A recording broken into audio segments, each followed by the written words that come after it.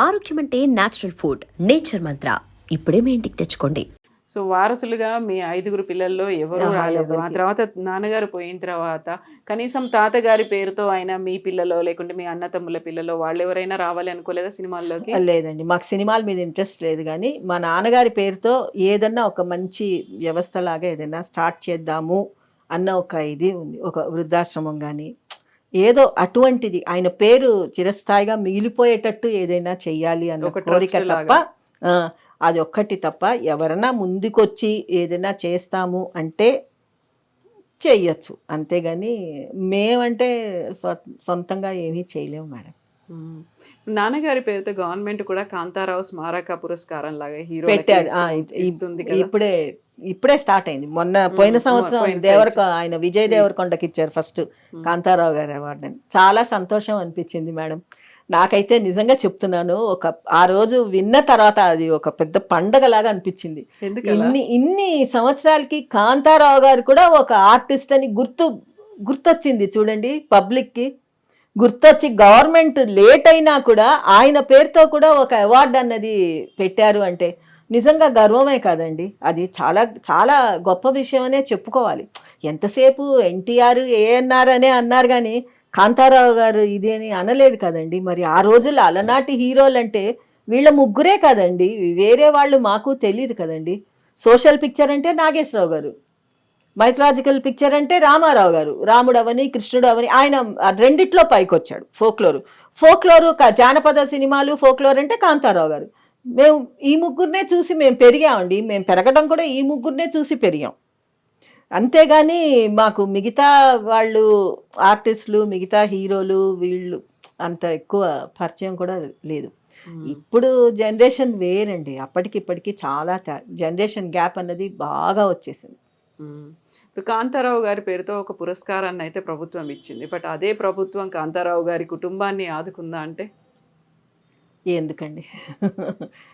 ఏమండి, కాంతారావు గారు లేరు, ఆయన భార్య లేదు, ఇంకా ఎవరు చూసి ఆనందించాలి చెప్పండి?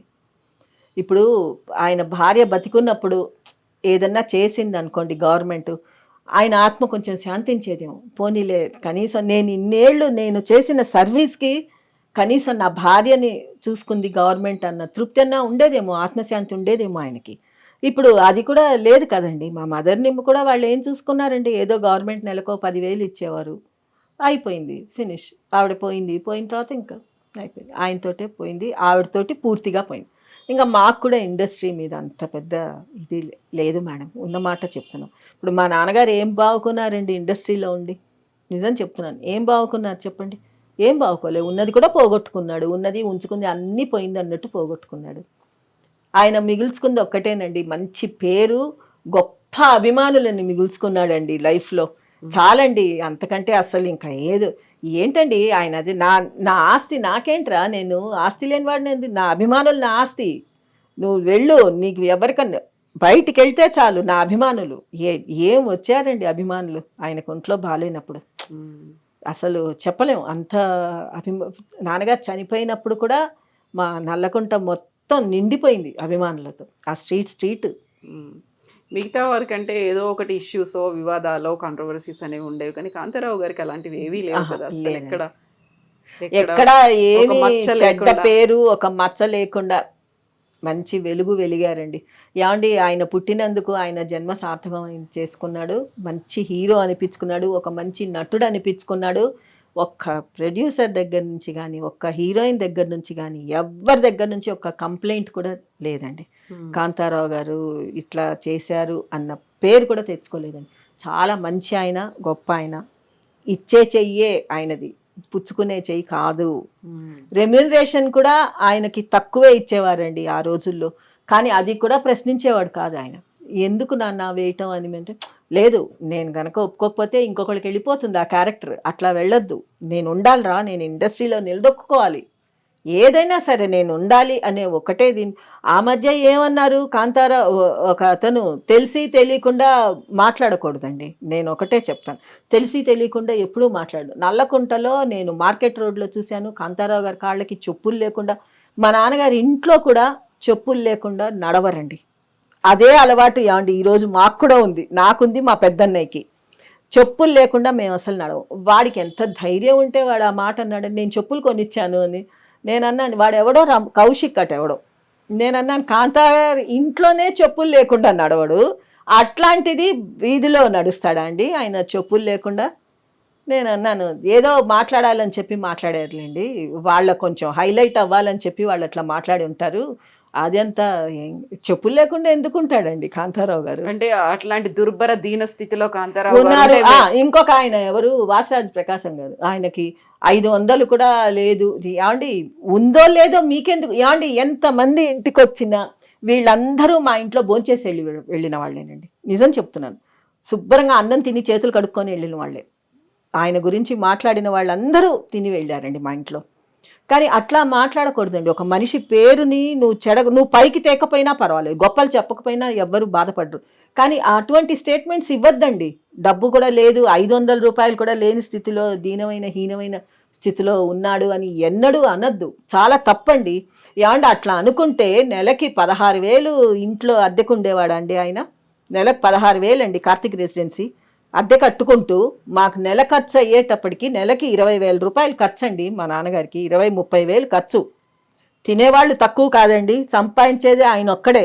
20 కంచాలు లేచేదండి ఒక పూటకి మా ఇంట్లో. అది ఒక అన్న సత్రమే మా ఇంట్లో. మా అమ్మ వండుతూ ఉండేది. ఎవ్వరు వచ్చినా సరే అన్నం తినకుండా వెళ్ళటానికి వీల్లేదు, భోంచేసే వెళ్ళాలి. అది ఆ ఇంటి రూల్. అట్లాగే పెట్టారు, అట్లాగే పెట్టేది మా అమ్మ. మేము పుట్టపర్తి సాయిబాబా గారు భక్తులం అండి మా నాన్నగారు. అయితే ఒకసారి ఇంటర్వ్యూ ఇచ్చారు సాయిబాబా గారు. ఇంటర్వ్యూ ఇచ్చినప్పుడు అందరినీ మామూలుగా అంజలిదేవి గారు వీళ్ళందరూ వచ్చేవారు, మురళీమోహన్ చాలా మంది వచ్చేవాళ్ళు ఆర్టిస్టులు. అయితే ఒకసారి మా నాన్నగారు అంటే చాలా ఇష్టం, బంగారు అని పిలిచేవారు మా నాన్నగారిని.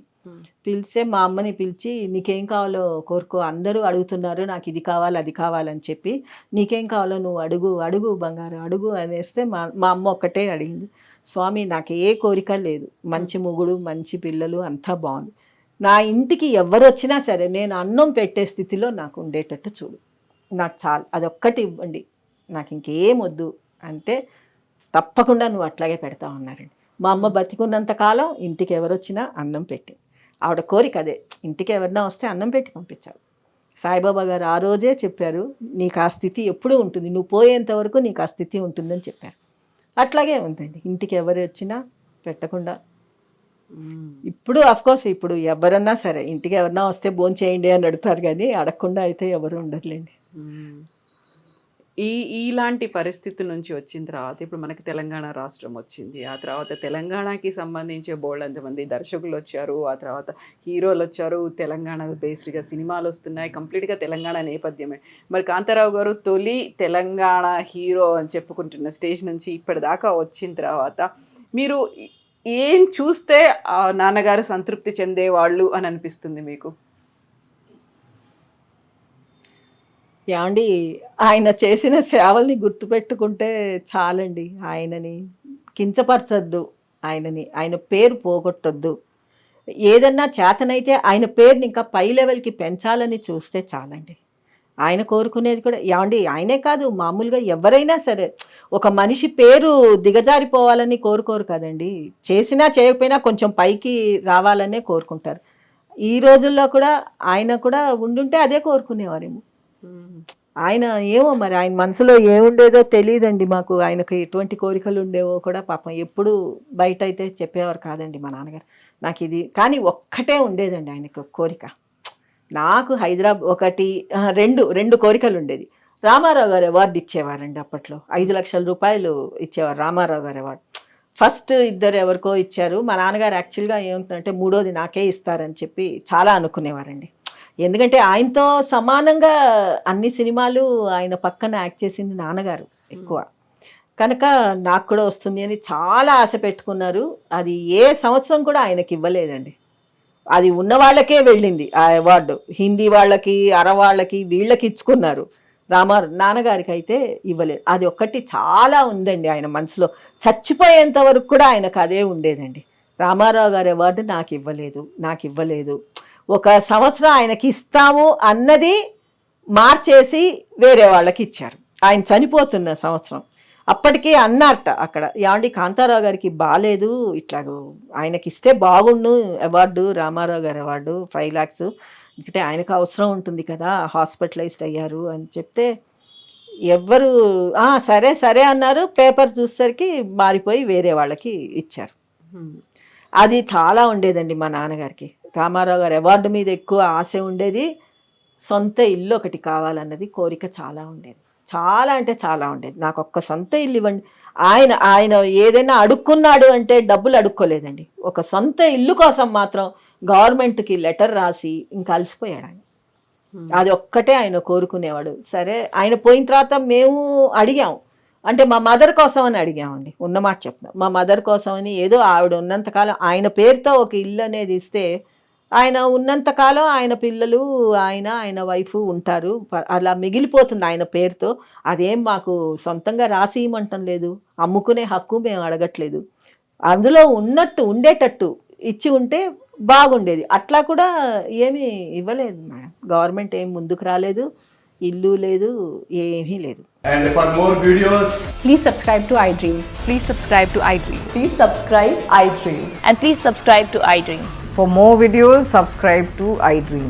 please like, share and subscribe to the channel. Congratulations, iDream. subscribe to iDream.